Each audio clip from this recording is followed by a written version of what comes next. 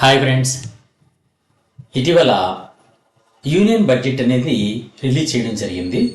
ఈ యూనియన్ బడ్జెట్లో union budget అంటే కేంద్ర బడ్జెట్ 2025-26ని ఒక విద్యార్థిగా కాంపిటేటివ్ ఎగ్జామ్ ప్రిపేర్ అవుతున్నటువంటి విద్యార్థి ఏ విధంగా అర్థం చేసుకోవాలి, వాటిని సులువుగా ఏ అంశాలు గుర్తుంచుకోవాలి. నిజానికి ఇది చాలా పెద్ద డాక్యుమెంట్. ఈ డాక్యుమెంట్ మొత్తాన్ని గుర్తుంచుకోవడం ఎవరి తరం కాదు. దీనిలో ఏది ప్రధానంగా గుర్తుంచుకోవాలి, వేటిని మనం విడిచిపెట్టాలి అనే అంశం మీద చాలామందికి అనేకమైన డౌట్లు ఉన్నాయి. అంతేకాకుండా అతి త్వరలో జరగబడేటటువంటి ఎగ్జామ్స్లో తప్పనిసరిగా ఈ కేంద్ర బడ్జెట్ మీద ప్రశ్నలు వచ్చే అవకాశం తప్పనిసరిగా ఉంటుంది. కాబట్టి ఈ యూనియన్ బడ్జెట్ మీద ఒక వీడియో చేయాలని నేను భావిస్తున్నాను. ఈరోజు నేను చెప్తాను అనుకుంటున్నానంటే the key features of budget 2025-26. దీన్ని అర్థం చేసుకునే ముందుగా అసలు బడ్జెట్ గురించి కొన్ని అంశాలు మీకు తెలియజేస్తాను. అదేంటంటే, మొట్టమొదట అసలు బడ్జెట్ అనేది ఏ విధంగా ప్రారంభమవుతుంది, ఈ బడ్జెట్ అనేది ఏ విధంగా మొట్టమొదట మనం చదువుకోవాలి, చదవడం ప్రారంభించాలి, ప్రశ్న ఏ విధంగా వచ్చే అవకాశం ఉంది అనే దాని గురించి ఒక్కొక్కటి మీకు చెప్తాను. ఇప్పుడు మనం ఫస్ట్ మీకు బడ్జెట్ గురించి వివరణాత్మకంగా బడ్జెట్ అంటే ఏంటి, ఆ బడ్జెట్లో ఏ విధంగా మనం చదవాల్సినటువంటి అవసరం ఉంటుంది అనే విషయాన్ని మీకు విపులంగా తెలియజేస్తాను. ఒక్కొక్కటి చూడండి. బడ్జెట్ 2025-26 2025-26 ఈ బడ్జెట్ గురించి ప్రశ్నలు ఏ విధంగా వస్తాయంటే, సాధారణంగా బడ్జెట్ అనేది పార్లమెంట్ లేదా శాసనసభలు ఆమోదిస్తూ ఉంటాయి.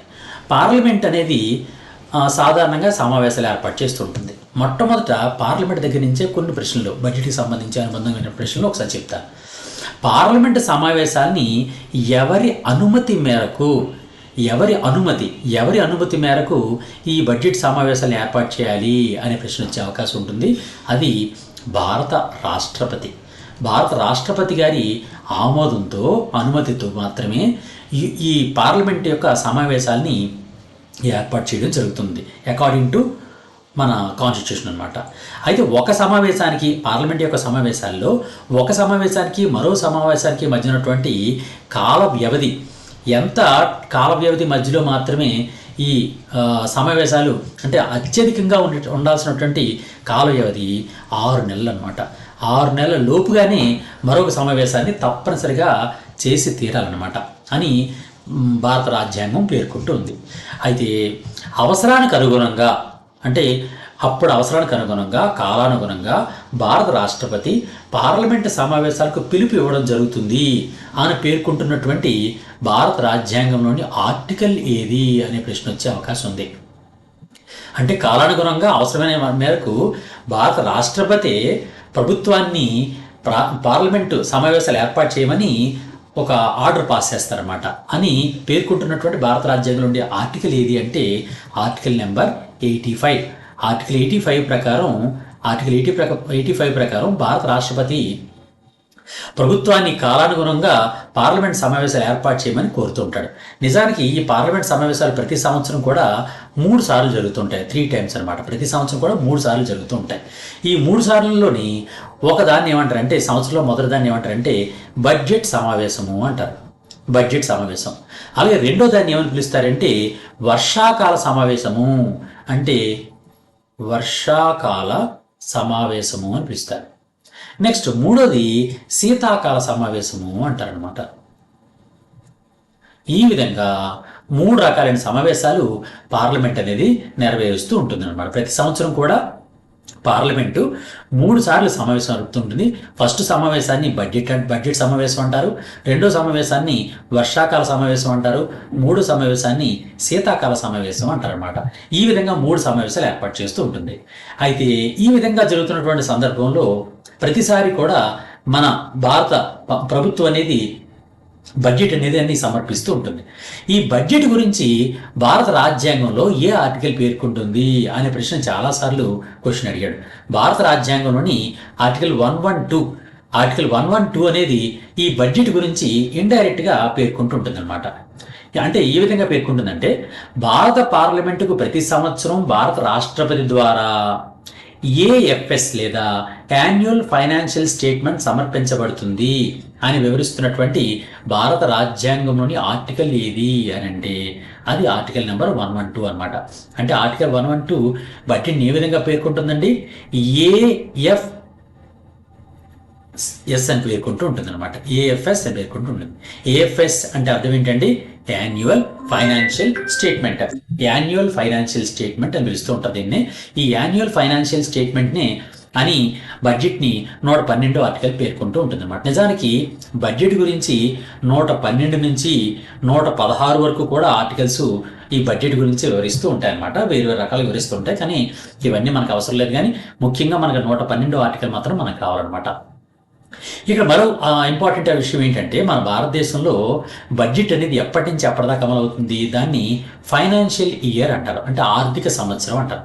ఆర్థిక సంవత్సరం అని దేని పేర్కొంటూ ఉంటారు? ఎప్పటి నుంచి ఎప్పటిదాకా ఉన్న దాన్ని ఆర్థిక సంవత్సరం అని పేర్కొంటారు. అంటే ఏప్రిల్ 1 నుంచి ప్రతి సంవత్సరం ఏప్రిల్ 1 నుంచి మార్చి 31 వరకు ఉన్నటువంటి దాన్నే, ఈ కాలాన్ని ఆయా ఫైనాన్షియల్ ఇయర్ అని పేర్కొంటూ ఉంటారు అనమాట. అంటే ఆ ఆర్థిక సంవత్సరము అని పేర్కొంటుంటారు. ప్రజెంట్ 2025-26 సంవత్సరానికి, అంటే 2025 ఏప్రిల్ నుంచి 2026 మార్చి 31 వరకు చేసేటటువంటి వ్యయాలు మరియు ఆదాయాల యొక్క అంచనాల్ని బడ్జెట్ 2025-26 అని పిలుస్తారనమాట. ఒక బడ్జెట్ అంటే అర్థం ఏంటంటే, ఒక రాష్ట్రం కానీ లేదా ఒక దేశం కానీ తనకు వచ్చేటటువంటి ఆదాయాలు అండ్ దాని వ్యయాలు ఎంతగా ఉండే అవకాశం ఉంది అని పేర్కొనే దాన్ని సాధారణంగా ఈ బడ్జెట్ అని పేర్కొంటూ ఉంటారనమాట. ఓకే, ఇక్కడ మళ్ళీ ఒకసారి చెప్తాను చూడండి. ఒక దేశం కానీ లేదా ఒక రాష్ట్రం కానీ తనకి ఎంత ఆదాయం వస్తుంది, అంటే ఈ సంవత్సరంలో ఫైనాన్షియల్లో ఎంత ఆదాయం వస్తుందని ఆ దేశం లేదా ఆ రాష్ట్రం ఎక్స్పెక్ట్ చేస్తోంది అనే స్టేట్మెంట్.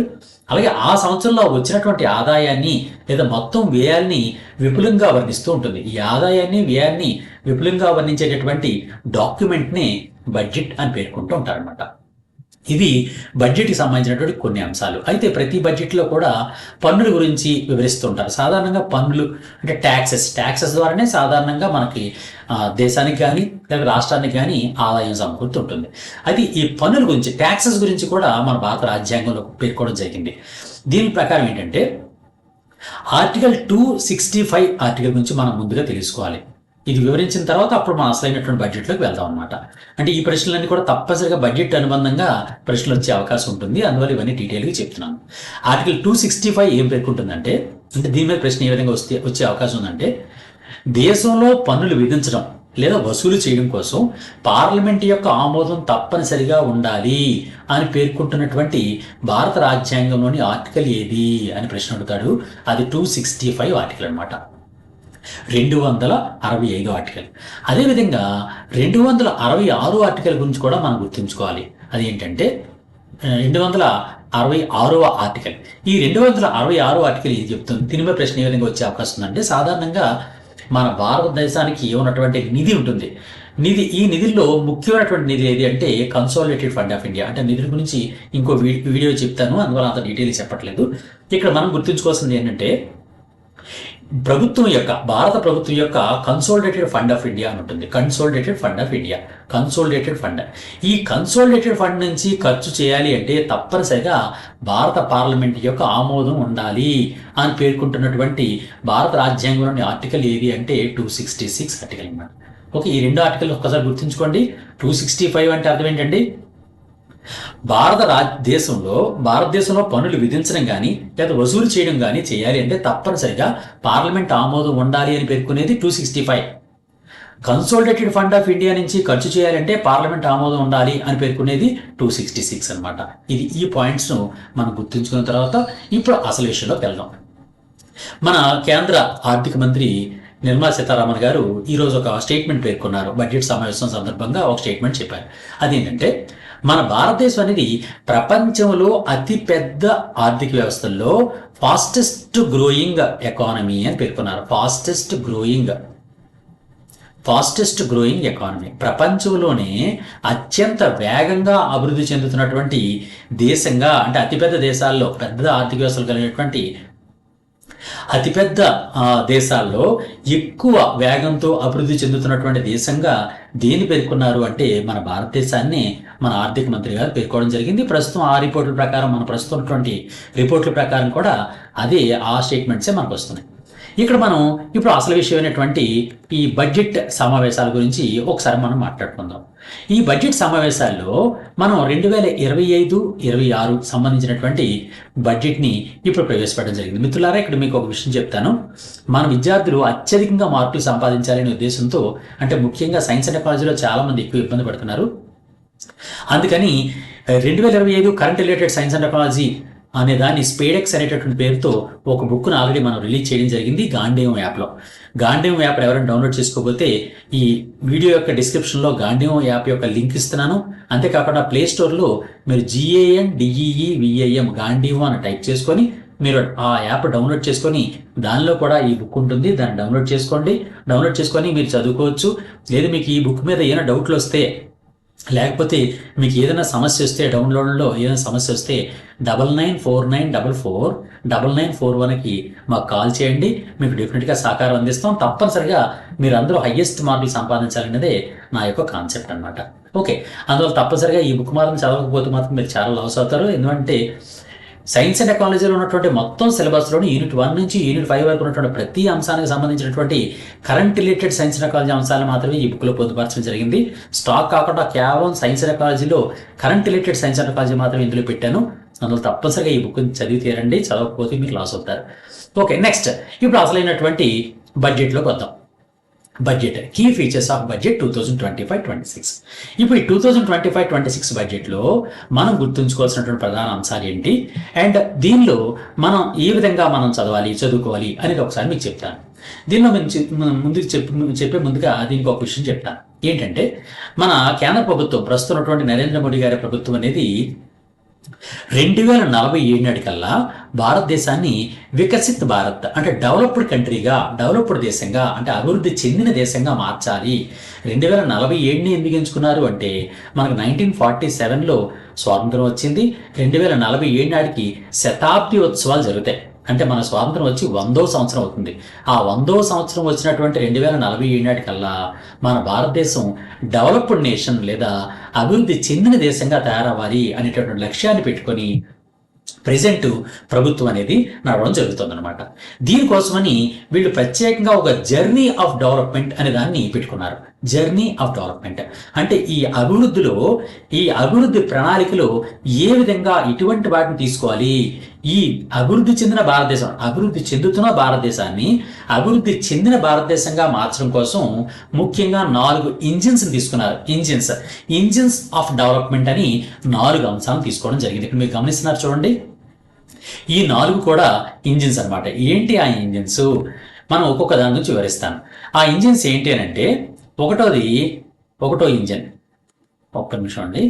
ఒకటో ఇంజిన్ ఏంటంటే ఒకటో ఇంజిన్, ఫస్ట్ ఇంజిన్ ఏం తీసుకున్నారంటే మన భారతదేశంలో అత్యధికమైనటువంటి ప్రజలు అభివృద్ధి ఆధారపడి ఉన్నటువంటి అగ్రికల్చర్ సెక్టర్ అనేది ఫస్ట్ ఇంజిన్గా తీసుకోవడం జరిగింది.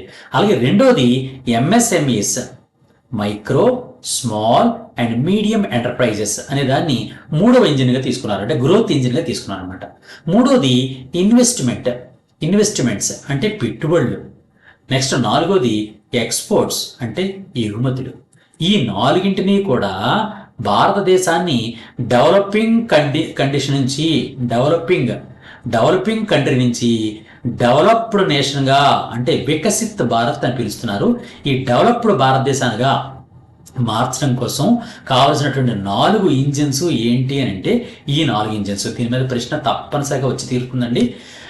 2025-26 బడ్జెట్లో కేంద్ర ప్రభుత్వం ఈ క్రింది వారిలో వేటిని ఇంజిన్స్గా అంటే ఇంజిన్ ఆఫ్ డెవలప్మెంట్గా పేర్కొంది, అభివృద్ధి ఇంజిన్లుగా పేర్కోవడం జరిగింది అని ఈ 4గిట్లో కొన్ని ఇవ్వడం జరుగుతుంది, ఒకటి వేరేది ఇస్తూ ఉంటాడు అనమాట. అందువలన ఇంజిన్స్ ఏంటండి, ఇంజిన్ ఆఫ్ డెవలప్మెంట్ ఏంటంటే ఒకటోది అగ్రికల్చర్ వ్యవసాయం, రెండోది MSMEs అంటే సూక్ష్మ చిన్న తరహా మధ్య తరహా పరిశ్రమలు, మూడోది ఇన్వెస్ట్మెంట్ అంటే పెట్టుబడులు, 4వది ఎక్స్పోర్ట్స్ అనమాట. ఈ విధంగా ఈ 4 అంశాలని తప్పనిసరిగా మీరు గుర్తుంచుకోండి. నెక్స్ట్ మరొకసారి మనం ఆ చార్ట్లోకి వెళ్దాం. ఆ చార్ట్లో మనకి ఏం చూపించింది గవర్నమెంట్ అని అంటే, ఒక్క నిమిషం, ఈ చార్ట్లో మనకి ఏం చూపించింది అంటే, గవర్నమెంట్ ప్రకారం ఏం చూపించింది అంటే దీనిలోనే ఏం చూపించిందంటే యాస్పిరేషన్ ఫర్ వికసిత్ భారత్ అంటే ఈ వికసిత భారత్ని లక్ష్యాన్ని పూర్తి చేయాలి అంటే కొన్ని గోల్స్ని పెట్టుకోవడం జరిగింది. ఏ విధంగా చేయాలి, ఏ విధంగా చేయాలని నిర్ణయించుకుంది అంటే ప్రధానంగా ఒక 5 స్టేట్మెంట్స్ని మన గవర్నమెంట్ ఇవ్వడం జరిగింది. ఆ స్టేట్మెంట్స్ ఏంటో ఒకసారి మీకు చెప్తాను. ఆ స్టేట్మెంట్స్ ఏంటంటే ఒకటో స్టేట్మెంట్, వాళ్ళు ఇచ్చినటువంటి స్టేట్మెంట్స్లో ఒకటోది ఏంటంటే యాక్సిలరేట్ గ్రోత్, అంటే అభివృద్ధిని పరుగులు పెట్టించాలి, అభివృద్ధిని అత్యధికంగా చేయాలి అనేది ఒకటే. రెండోది సెక్యూర్ ఇంక్లూజివ్ డెవలప్మెంట్, అంటే సమ్మిళితమైనటువంటి అభివృద్ధిని సాధించాలి. సమ్మిళితమైన అభివృద్ధి అంటే అర్థం ఏంటి, అన్ని వర్గాలని అభివృద్ధి పరచాలి, ఏదో ఒక వర్గాన్ని కాకుండా. ఫస్ట్ ఏంటంటే గ్రోత్, అభివృద్ధిని పెంపొందించాలి. రెండోది సమ్మిళిత అభివృద్ధి లేదా దీన్నే సెక్యూర్ ఇంక్లూజివ్ డెవలప్మెంట్ అంటారు. ఆ సెక్యూర్ ఇంక్లూజివ్ డెవలప్మెంట్ సాధించాలి. అదేవిధంగా మూడోది ఏంటంటే spending power of India's rising middle class, enhancing spending power of India's rising middle class అన్నాడు. అంటే మధ్యతరగతి ఉంది కదండి, అత్యధిక ఉన్నటువంటి భారతదేశంలో అత్యధిక ప్రజలు మధ్యతరగతి ప్రజలే. ఈ మధ్యతరగతి ప్రజల యొక్క ఎక్స్పెండిచర్ కెపాసిటీని, power of India's rising middle class యొక్క స్పెండింగ్ పవర్ని పెంచాలి. స్పెండింగ్ పవర్ అంటే ఏంటంటే వినియోగం చేసేటటువంటి తత్వాన్ని. ఎప్పుడైతే వినియోగం చేసామో ఆటోమేటిక్గా ఆర్థిక వ్యవస్థ అభివృద్ధి చెందుతుంది. మధ్యతరగతి ఎక్కువ ఉంది కాబట్టి ఈ స్పెండింగ్ పవర్ని, వినియోగ శక్తిని పెంచాలి, ప్రజల యొక్క వినియోగ శక్తిని పెంచాలి అనే దాన్ని మరొక లక్ష్యంగా తీసుకోవడం జరిగింది. అంతేకాకుండా ప్రైవేట్ సెక్టార్ ఇన్వెస్ట్మెంట్స్, అంటే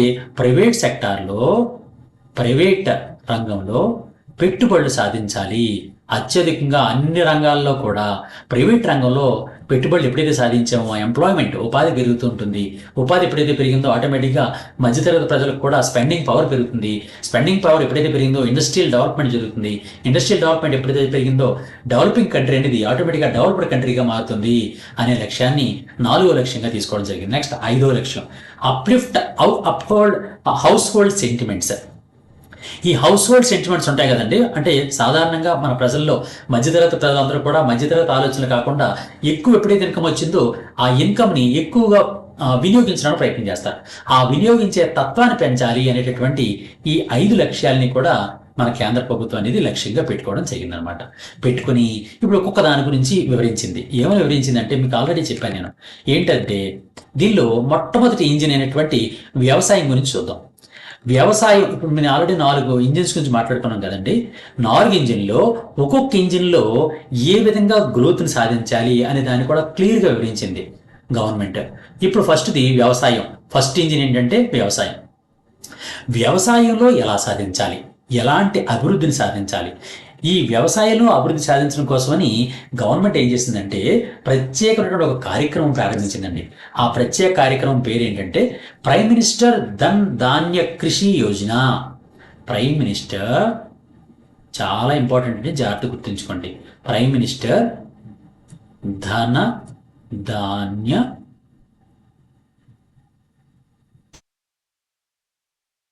కృషి యోజన అనే ప్రత్యేక కార్యక్రమాన్ని కేంద్ర ప్రభుత్వం ప్రారంభించడం జరుగుతోంది.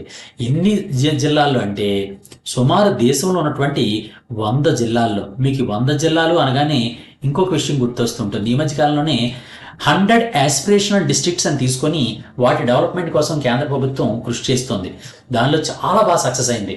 దాన్నే బేస్గా తీసుకొని ఇప్పుడు పిఎం ధనధాన్య కృషి యోజనకి కూడా 100 జిల్లాలను తీసుకోవడం జరిగింది.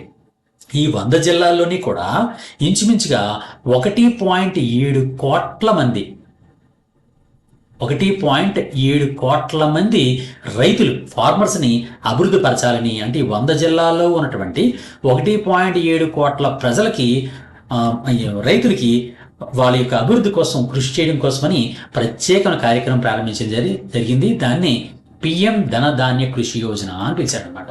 ఈ పిఎం ధనధాన్య కృషి యోజనలో భాగంగా ఈ 1.7 కోట్ల మంది రైతులకి కూడా వారికి కావాల్సినటువంటి అన్ని రకాలైనటువంటి సహకారాలని కూడా కేంద్ర ప్రభుత్వం అందిస్తూ ఉంటుందన్నమాట. అంతేకాకుండా దీనిలో భాగంగానే ఆల్రెడీ ప్రస్తుతం అమల్లో ఉన్నటువంటి కేసీసీ అంటే కిసాన్ క్రెడిట్ కార్డ్స్ ఉన్నాయి కదండి.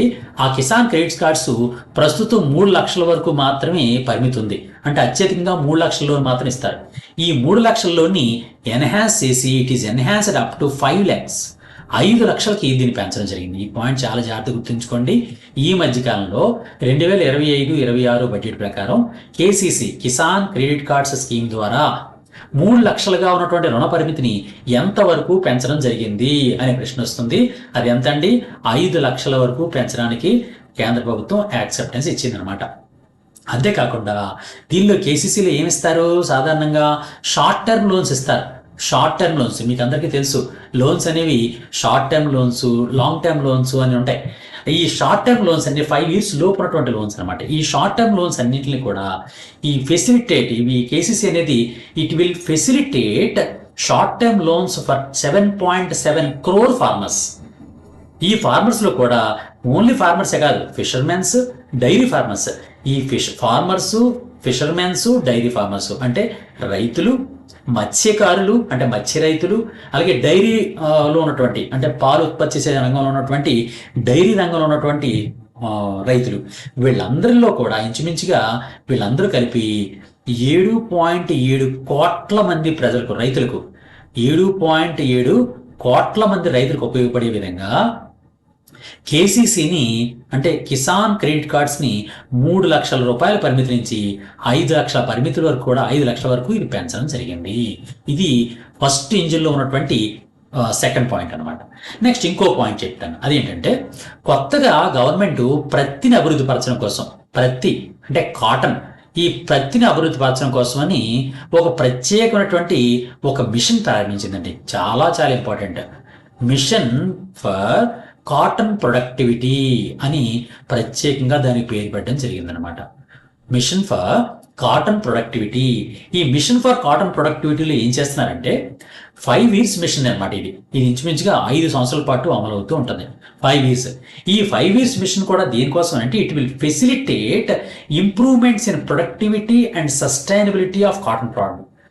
ఈ కాటన్ ఫార్మింగ్లో అంటే ప్రత్తిని పండించడంలో ఒక చిన్న ఎకరంలో ఎంత ఉత్పత్తి సాధిస్తున్నాము అనే దాన్ని ఉత్పాదకత లేదా ప్రొడక్టివిటీ అంటారు. ఆ ప్రొడక్టివిటీని అంటే అతి తక్కువ భూకమతంలో కూడా ఎక్కువ ప్రొడక్షన్ చేసే ఉద్దేశంతో ఈ కాటన్ అభివృద్ధి పరచడం కోసమని వచ్చే 5 సంవత్సరాల్లో కూడా మిషన్ ఫర్ కాటన్ ప్రొడక్టివిటీ అనే ఒక కొత్త మిషన్ని ప్రారంభించడం జరిగింది. ఇది కూడా థర్డ్ పాయింట్గా మనం దీన్ని గుర్తుంచుకోండి. చూడండి, ఒకటోది ఏంటంటే ధనధాన్య కృషి యోజన, రెండోది కేసీసీ, మూడోది ప్రత్తి కోసం ప్రత్యేకంగా మిషన్ ఫర్ కాటన్ ప్రొడక్టివిటీ. అలాగే మరొకటి కూడా ఉంది. అదేంటంటే national mission on high yielding varieties అనేది ఒక ప్రత్యేకమైనటువంటి ఒక మిషన్ని ప్రారంభించడం జరిగింది. అది 4వది అనమాట. 4వది ఏంటండి? National mission on high yielding seeds అనే దాన్ని ప్రారంభించడం జరిగింది. ఇక్కడ చూడండి, ఈ పాయింట్ ఎలా గుర్తుంచుకోవాలో. National mission on high yielding seeds. సాధారణంగా వ్యవసాయదారులు ఎక్కువ ఉత్పత్తి చేయాలంటే తప్పనిసరిగా వాళ్ళు మంచి సీడ్స్, హై యీల్డింగ్ సీడ్స్ అయ్యి ఉండాలి. అంటే అధిక ఉత్పత్తి ఇచ్చేటటువంటి విత్తనాలను అభివృద్ధి పరచడం కోసమని ప్రత్యేకంగా నేషనల్ మిషన్ ప్రారంభించింది గవర్నమెంట్. ఈ సంవత్సరం ప్రత్యేక national mission on high yielding seeds అనేది దేనికోసం అంటే it is targeting the development and propagation of seeds with high yield, pest resistance and climate resilience. చూసారా ఏ విధమైనటువంటి లక్ష్యాలు కలిగి ఉందో. ఫస్ట్ హై యీల్డింగ్ ఉండాలి, అధిక ఉత్పత్తి రావాలి, పెస్ట్ రెసిస్టెన్స్ వ్యాధులు రాకుండా చేసుకుంటూ ఉండాలి, క్లైమేట్ రెసిలియన్స్ అంటే మారుతున్నటువంటి వాతావరణ పరిస్థితులు తట్టుకునే విధమైనటువంటి వంగడాలని, అధిక ఉత్పత్తినిచ్చేటటువంటి వంగడాలను అభివృద్ధి చేసే లక్ష్యంతో ఏ మిషన్ని 2025-26 సందర్భంగా కేంద్ర ప్రభుత్వం ప్రకటించింది అనే ప్రశ్న వస్తుంది. ఆ మిషన్ పేరు ఏం పేరండి? National mission on high yield seeds. ఈ మిషన్ ద్వారా అధిక ఉత్పత్తినిచ్చేటటువంటి వంగడాలను అభివృద్ధి పరచాలని లక్ష్యంగా పెట్టుకోవడం జరిగింది. అది 4వది. నెక్స్ట్ 5వది ఏంటంటే ఇంకొకటే ఉందండి. ఇదేంటంటే మకానా బోర్డ్ ఇన్ బీహార్లో ప్రత్యేకంగా మకానా బోర్డుని పెడుతున్నారు. మకానా బోర్డు ఈ మధ్యకాలంలో ఈ మకానా సీడ్స్ని, మకానా అంటే తామర గింజలు అనమాట, ఈ మకానా సీడ్స్ని ఆహారం కోసం ఉపయోగించడం సరిపోయింది. అందుకని వీటిని మకానా గింజలు ఎక్కువ ఉత్పత్తి చేసే లక్ష్యంతో ప్రత్యేకంగా బీహార్లో ఒక మకానా బోర్డుని ఏర్పాటు చేయడం జరుగుతోంది. ఇది మనం గుర్తుంచుకోవాల్సినటువంటి ముఖ్యమైన పాయింట్లు. ఇక్కడ మీకు చెప్పాను చూడండి, 5 పాయింట్లు చెప్పానండి మీకు. ఇక్కడ మీకు 4 ఇంజిన్స్ చెప్పాను నేను. ఈ 4 ఇంజిన్లు ఏంటండి? డెవలప్ ఇండియా మారడం కోసం, అంటే వికసిత భారత్గా 2047లో మారడం కోసం కేంద్ర ప్రభుత్వం 4 ఇంజిన్లు పేర్కోవడం జరిగింది. అందులో మొదటి ఇంజిన్ వ్యవసాయం. ఆ వ్యవసాయం అనే ఇంజిన్ని బాగా వేగంగా నడపడం కోసం కొన్ని కార్యక్రమాలు చేపట్టింది ప్రభుత్వం. ఆ కార్యక్రమాల్లో మొట్టమొదటి కార్యక్రమం పిఎం ధనధాన్య కృషి యోజన. రెండో కార్యక్రమం కిసాన్ క్రెడిట్ కార్డ్స్ని 3 లక్షల నుంచి 5 లక్షల వరకు రుణ పరిమితిని పెంచడం. మూడో కార్యక్రమం పేరు మిషన్ ఫర్ కాటన్ ప్రొడక్టివిటీ. ప్రతి ఒక్క ఉత్పాదకతను పెంచడం కోసం వచ్చే 5 సంవత్సరాల పాటు మిషన్ ఫర్ కాటన్ ప్రొడక్టివిటీని ఏర్పాటు చేయడం జరిగింది. నాలుగోది national machine high yielding seeds అనేటటువంటి కార్యక్రమాన్ని ప్రారంభించి దాని ద్వారా అధిక ఉత్పత్తినిచ్చే పెస్ట్ రెసిస్టెన్స్, అంటే వ్యాధులను ఎదుర్కొనేటటువంటి, వాతావరణ పరిస్థితులను తట్టుకునేటటువంటి వంగడాలను అభివృద్ధి పరచాలి. ఐదోది బీహార్లో ఒక మఖానా బోర్డుని ఏర్పాటు చేయడం జరిగింది. ఇవి మనం గుర్తుంచుకోవాల్సినటువంటి ప్రధాన పాయింట్లు ఫస్ట్ ఇంజిన్ గురించి. ఫస్ట్ ఇంజిన్లోనే ఇంకొక 2 విషయాలు మీకు చెప్తాను. ఇంకో విషయం ఏంటంటే, ఇక్కడ ఆత్మనిర్భరత ఇన్ పల్సెస్ అని ఒక ప్రత్యేక స్టేట్మెంట్ని గవర్నమెంట్ ఆఫ్ ఇండియా ప్రకటించడం జరిగింది. ఆత్మనిర్భరత ఇన్ పల్సెస్. పల్సెస్ అంటే అర్థం ఏంటండి? పప్పు ధాన్యాలు. ఈ పప్పు ధాన్యాలు అనేవి ప్రస్తుతం మనం దిగుమతి చేసుకుంటున్నాం వేరు వేరు దేశాల నుంచి. ఎందువల్లంటే పల్సెస్. ఎందువల్లంటే మన భారతదేశంలో అంత ఎక్కువగా ప్రొడక్టివిటీ లేదు. అందువల్ల తప్పనిసరిగా మనం దిగుమతి చేసుకోవాల్సిన అవసరం ఉంది. మన భారతదేశంలో ఉన్నటువంటి 145 కోట్ల మంది ప్రజలకి అవసరమైనటువంటి పప్పు ధాన్యాలని దిగుమతి చేసుకోవాల్సిన వస్తుంది. అందువలన ఈ పల్సెస్ ప్రొడక్టివిటీలో ఆత్మనిర్భరత, స్వయం సమృద్ధి సాధించాలి అనే ఉద్దేశంతో ప్రత్యేకంగా ఒక మిషన్ ప్రారంభిస్తోంది ప్రభుత్వం. ఆ మిషన్నే it is launching a 6-year mission with special focus on tur. ఇది ఒక 6-year మిషన్ ప్రారంభించిందండి పల్సెస్ మీద. పల్సెస్లో స్వయం సమృద్ధి సాధించడానికి దాన్ని ఏమంటారంటే ఆత్మనిర్భరత అంటారు. ఆత్మనిర్భరత అంటే స్వయం సమృద్ధి సాధించడం అనమాట. ఆ ఆత్మనిర్భరత సాధించడం కోసమని 6 సంవత్సరాలతో ఒక మిషన్ ప్రారంభించారు. ఈ మిషన్లో ఏం చేస్తున్నారంటే పప్పు ధాన్యాలు అభివృద్ధి పరచాలి. ముఖ్యంగా తూర్ అంటే కందిపప్పు, తూర్ దాల్. అలాగే మషూర్ దాల్ అంటే పెసరపప్పు. అలాగే ఊరద్ దాల్ అంటే పెసరపప్పు. మషూర్ దాల్ అంటే ఎర్ర కందిపప్పులోనే ఒక రకం అనమాట. ఈ విధంగా తూర్ దాలు, ఊరద్ దాలు, మషూర్ దాలు, ఈ మూడిటి మీద కాన్సన్ట్రేట్ చేస్తూ ఈ మూడిటితో పాటు మిగిలినటువంటి అన్ని పప్పు ధాన్యాలని కూడా అభివృద్ధి పరచడం, స్వయం సమృద్ధి సాధించిన పప్పు ధాన్యాల అభివృద్ధిలో కోసం 6 సంవత్సరాల పరిమితిలో ఒక ప్రత్యేక మిషన్ని ఆత్మనిర్భరత ఇన్ పల్సెస్ అనే దాన్ని ప్రారంభించింది ప్రభుత్వము. ఓకే, ఇది ఒకటి గుర్తుంచుకోండి. ఇంకో పాయింట్ ఏంటంటే, India post as a catalyst for the rural economy.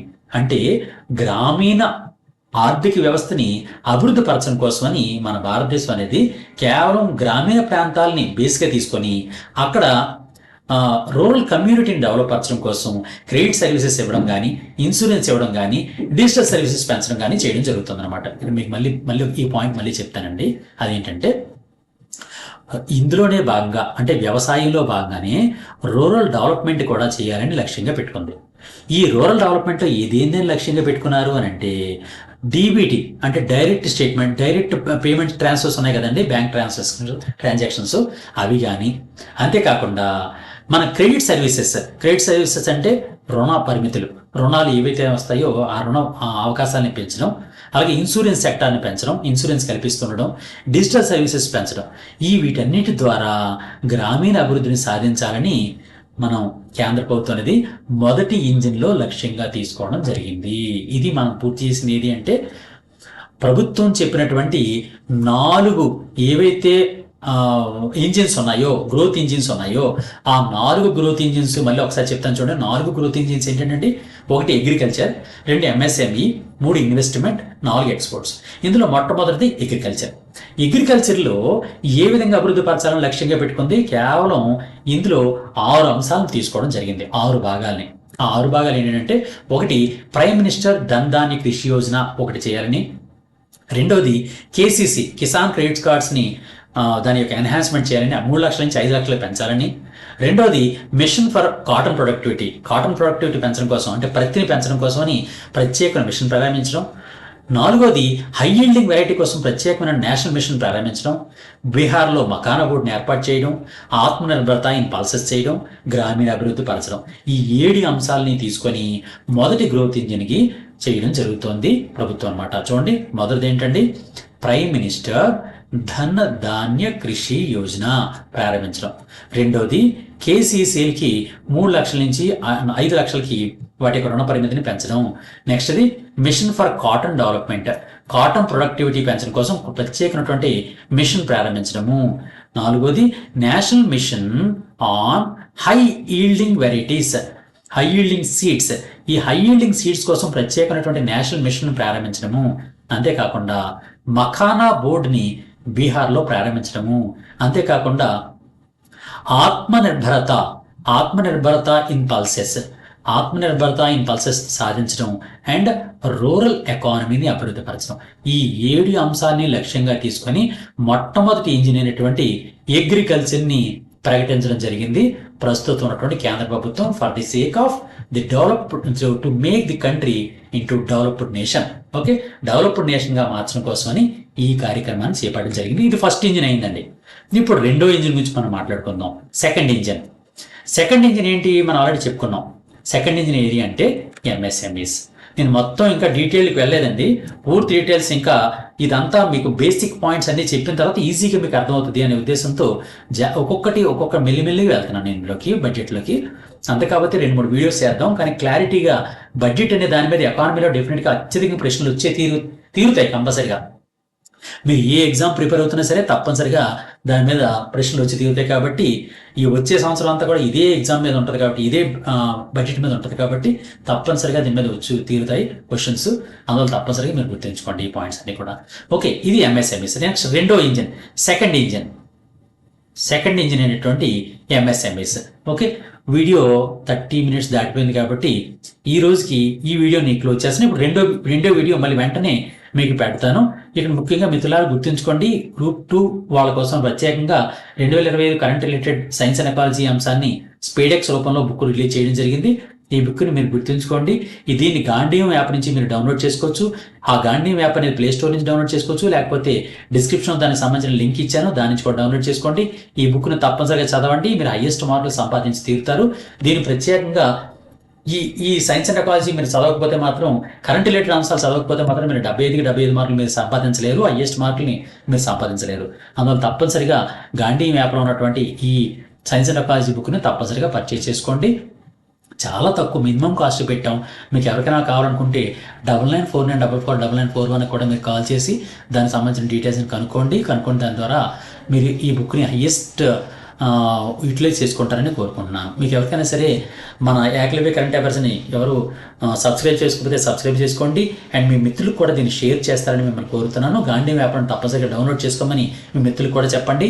And current affairs and current related general studies daily updates అనేవి మన గాంధీ యాప్లో ఫ్రీగా అవైలబిలిటీ ఉంటుంది. అందువల్ల దాన్ని యూటిలైజ్ చేసుకోండి. మీరు అందరూ దాన్ని తీసుకోండి. నెక్స్ట్ రెండో video just with in short పీరియడ్లో సెకండ్ వీడియో మీద కంటిన్యూ చేస్తాను. బడ్జెట్ యొక్క సెకండ్ వీడియోని మళ్ళీ మీకు కంటిన్యూ చేస్తాను. Thank you, bye.